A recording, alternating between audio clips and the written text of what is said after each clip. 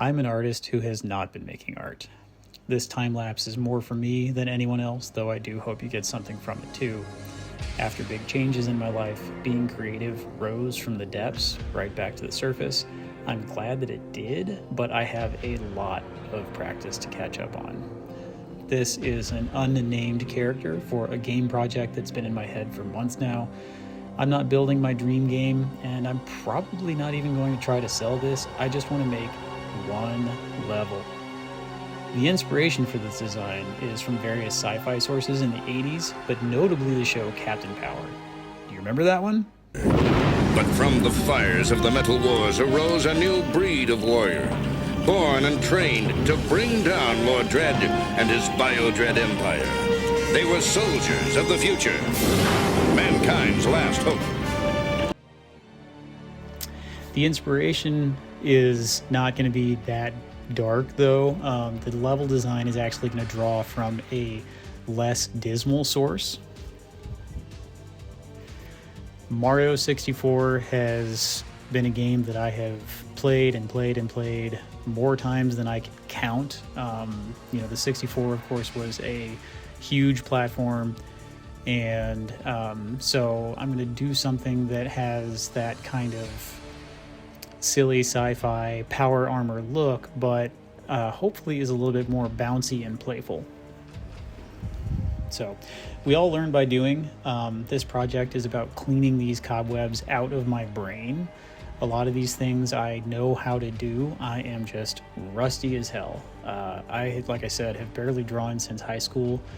My Blender models in the past were pretty much all left unfinished. I can only make so many quote-unquote games that are just pills running around, and so the whole point of this is to like I said, get those cobwebs out of my head. The whole point of this is to take that creativity, which was here when I needed it, and finally give it all the fresh air, the sunlight, all the good stuff that creativity really needs.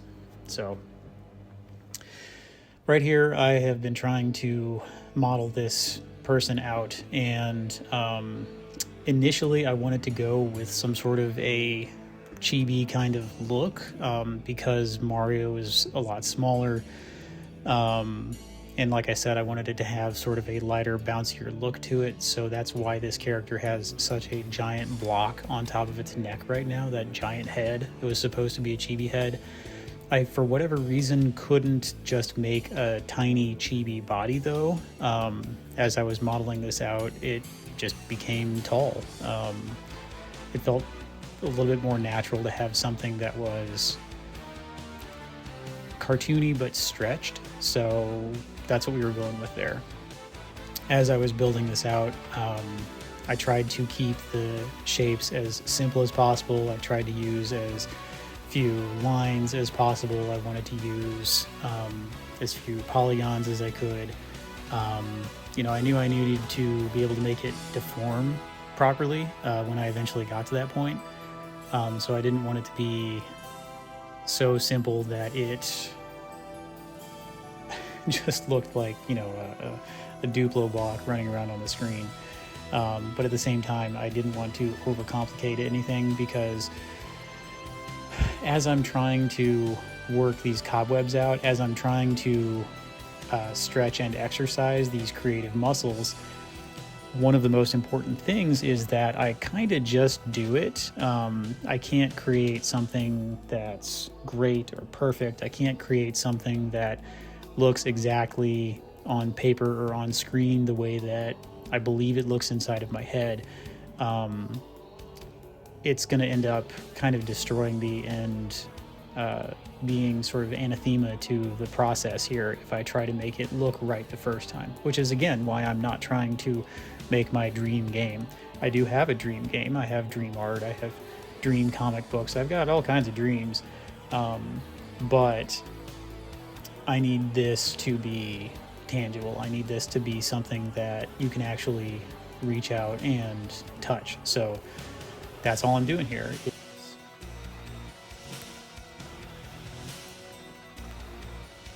On the screen here, of course, I'm spending a lot of time moving and shifting a lot of these vertices. I'm moving and shifting a lot of these lines.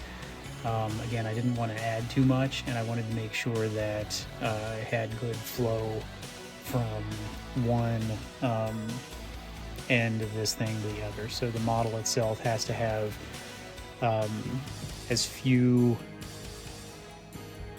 pinch points as possible. I know there are better terms for this, and of course I don't remember all the terms because I'm working out of memory and working out of personal experience. I have not spent a lot of time with a lot of other professionals or even just hobbyists who do this in their spare time. But as I go through here, I'm doing what I can to make sure that everything is as squared up as it can be. And I want to make sure that, like I said, there's a lot of flow from one point to the next. Because one of the things that's happened to me in the past, and one of the things that causes me to give up on a lot of my models, is I'll have something that maybe looks pretty good, but as soon as I add a rig to it, then the deformations are horrendous. They're absolutely terrible. And I would put it down, and then of course life would just be right there. As soon as I put something down, life is right there. You've got kids, you've got pets, you've got a house, you've got a job, you've got all kinds of things that very much get in the way of being creative and very much get in the way of making art. And those things kind of aren't there anymore. Like, the pets and the kids, everybody's there. I have gotten divorced, lost my jobs, so I've got some free time. I'm spending a lot of time looking for another job because, of course, you got to pay those bills. But rather than let myself get just super depressed or super mired in the fact that my situation is less than ideal, maybe even just not necessarily financially safe, but it's something that I'm making it through, and getting to make art is something that's just keeping my brain healthy. So modeling the hair on this thing was kind of annoying, mostly because the head itself was not something I really think was designed that well. But like I said, it was more important to get this thing made than it is to get it made exactly the way I think it should look. So it's not so much that I'm cutting corners as much as I'm really accepting a lot of these imperfections. But at the same time, I'm not being down on myself for making something that's maybe less than perfect. I'm actually kind of proud of myself that, the model that we're looking at right here on the screen, it's only taken a couple days, a few hours across 2 days to go from sketch to finished product here. And you know what? It feels good to have it done. And honestly, that's the point. If you are also an artist and you also have not been making art and you've been finding things have been particularly frustrating, or you're feeling really, really bad about just everything in general, making any art can help. Because making art as an artist is how you process the world. And even if it's something silly and cartoony like this obviously is not some sort of deep social commentary or anything like that. This is me making a cartoon character to put into a video game. But that silly fun is something that we all need. That silly fun is something that gives us, a little bit of a reprieve from having to pay mortgage or having to, make sure that your kids are doing all their homework. As to the design of this character, of course, she's got this heart on her power armor here. I've always loved simple shapes, and the idea of keeping it simple, I want to make sure that there isn't anything too elaborate on this character.